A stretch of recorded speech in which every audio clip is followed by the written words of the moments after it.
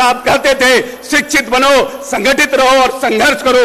माननीय नेता ने महादलित टोलों में 25,000 प्राथमिक विद्यालय, 2.5 लाख अतिरिक्त वर्ग कक्ष का निर्माण करके 10.5% बच्चे जो हमारे स्कूल के बाहर थे उनको टोला सेवक और तालमी मरकज का गठन करके विद्यालय में लाने का काम कराया। आजादी के बाद कन्याकुमारी से लेकर कश्मीर तक और गुजरात से लेकर के नॉर्थ ईस्ट तक आजाद हिंदुस्तान में कोई दलित मुख्यमंत्री ने भी 400 गुना अनुसूचित जाति जनजाति के बजट को बढ़ाने का काम नहीं किया है। नमस्कार, मेरा नाम आलोक है। आप लाइव स्टीज देख रहे हैं। भारत रत्न से सम्मानित संविधान रचयिता बाबा साहब भीमराव अम्बेडकर की आज जयंती मनाई गई। देखिए, जेडीयू कार्यालय में एक बड़ी कार्यक्रम का आयोजन किया गया है। बिहार सरकार के मंत्री अशोक चौधरी महीनों पहले से ही भीम चौपाल लगा रहे थे बिहार के हर जिले में, और जो दलित समाज के लोग हैं, जो बहुजन समाज के लोग हैं, उन सभी को जागृत कर रहे थे।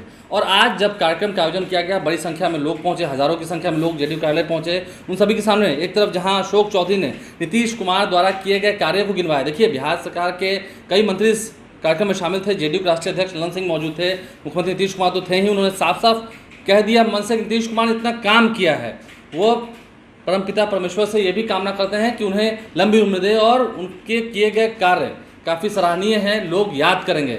ऐसा न भूतो न भविष्यति, आज तक किसी मुख्यमंत्री ने बिहार के लिए इतना कुछ नहीं किया। अशोक चौधरी क्या कुछ कहे थे, जरा सुनिए। रखने वाले पार्टी के नेता श्री नीतीश कुमार के प्रति सादर आदर का और सम्मान का भाव रखने वाले हमारे पार्टी के तमाम सक्रिय एवं यहां पर उपस्थित पार्टी के सभी नेतागण, पार्टी के समस्त हमारे सक्रिय बंधु, और आज के इस कार्यक्रम में हम सब बाबा साहब भीमराव अंबेडकर की जयंती समारोह के उपलक्ष्य पर उपस्थित हुए हैं। साथियों, बाबा साहब भीमराव अंबेडकर ने जो दलित समाज, अनुसूचित जाति का समाज था, जिसको आजादी के पहले महात्मा गांधी, राष्ट्रपिता महात्मा गांधी ने छुआछूत की सामाजिक कुरीतियों पर प्रहार किया था, और बाबा साहब भीमराव अंबेडकर ने जब आजादी के बाद संविधान का निर्माण किया तो उसमें समानता का अधिकार दिया और समान जीवन जीने का अधिकार देने का काम किया। और यही कारण है कि लंबे समय से आजादी के बाद जब संविधान का निर्माण हुआ, बहुत से नियम कानून बनाए गए, लेकिन अनुसूचित जाति जनजाति के लिए जो प्रावधान किया गया था उसका उचित लाभ बिहार जैसे प्रदेश में भी नहीं मिल पाया था। हम लोग अपने आप को गौरवशाली मानते हैं कि जिस बिहार में एक बड़ी आबादी अनुसूचित जाति जनजाति अति पिछड़ों की है, उसको माननीय नेता नीतीश कुमार ने अपने 17 वर्ष के कार्यकाल में न सिर्फ सशक्त और मजबूत करने का काम किया, बल्कि जिस अनुसूचित कल्याण विभाग का बजट 40.48 करोड़ रुपया था, जिसमें अति पिछड़ों के साथ साथ अनुसूचित जाति जनजाति के कार्यों को देखता था, उसके लिए माननीय नेता ने जब ये समझा कि इस प्रदेश में अनुसूचित जाति जनजाति के लिए जब तक हम अलग विभाग का निर्माण नहीं करेंगे, तब तक इस समाज का जो बड़ी आबादी है उसके कल्याण का काम हम नहीं कर सकेंगे। और 2007 में माननीय नेता ने इस प्रदेश में अनुसूचित जाति जनजाति विभाग का निर्माण किया। और आपको जान के प्रसन्नता होगी कि जिस समाज कल्याण विभाग का बजट 40.48 करोड़ रुपया हुआ करता था, उस अनुसूचित जाति जनजाति विभाग का बजट माननीय नेता ने लगभग 2000 करोड़ करने का काम किया। और इस प्रदेश में जो बड़ी आबादी अनुसूचित जाति जनजाति की थी, बाबा साहब कहते थे शिक्षित बनो, संगठित रहो और संघर्ष करो। माननीय नेता ने महादलित टोलों में 25,000 प्राथमिक विद्यालय, 2.5 लाख अतिरिक्त वर्ग कक्ष का निर्माण करके 10.5% बच्चे जो हमारे स्कूल के बाहर थे उनको टोला सेवक और तालमी मरकज का गठन करके विद्यालय में लाने का काम कराया।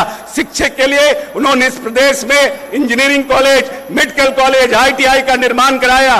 जो गरीब बच्चे जो आर्थिक रूप से विपन्न थे, जो बड़ी आबादी जिसमें अनुसूचित जाति जनजाति और पिछड़ों की थी, उसके लिए इस प्रदेश में उच्च शिक्षा के लिए स्टूडेंट क्रेडिट कार्ड योजना की शुरुआत की। हम समझते हैं कि माननीय नेता ने जितना बजट का बिहार में अनुसूचित जाति जनजाति के लिए विस्तार किया है, आजादी के बाद कन्याकुमारी से लेकर कश्मीर तक और गुजरात से लेकर के नॉर्थ ईस्ट तक आजाद हिंदुस्तान में कोई दलित मुख्यमंत्री ने भी 400 गुना अनुसूचित जाति जनजाति के बजट को बढ़ाने का काम नहीं किया है। इसीलिए हम अपने आप को गौरवशाली मानते हैं, अपने आप को हम मानते हैं कि हम एक सशक्त और मजबूत नेतृत्व में काम करने ने प्रभु ने मौका दिया है, जो बिहार की मूलभूत संरचनाओं के साथ साथ जो पिछड़ा, अति पिछड़ा महिला, जिसके लिए बाबा साहब और राष्ट्रपिता महात्मा गांधी ने लंबा संघर्ष किया कि महिलाओं को सशक्त करना है, अनुसूचित जाति जनजाति को समानता का अधिकार देना है,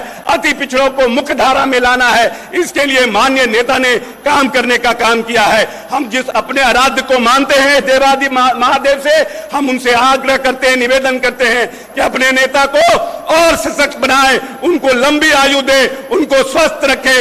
जो हमारे दलित समाज के लोग हैं, उनके द्वारा, माननीय नेता के द्वारा सरपरस्ती में हमारा अनुसूचित जाति जनजाति का समाज भविष्य में और आगे बढ़े, इनके नीतियों के द्वारा आगे बढ़े, इनके कार्यों को द्वारा आगे बढ़े, और इनके द्वारा जो बजट में प्रावधान किया है उससे और समाज हमारा सशक्त हो, आर्थिक रूप से, सामाजिक रूप से और राजनीतिक रूप से। जय भीम, जय बिहार, जय नीतीश कुमार। बिहार सरकार के मंत्री अशोक चौधरी ने क्या कुछ कहा है मन से नीतीश कुमार के सामने, आपने सुना है। नीतीश कुमार ने भी विपक्ष को चेताया है, जो बीजेपी को वोट देंगे नाश हो जाएगा, नाश करा लेंगे वो अपना।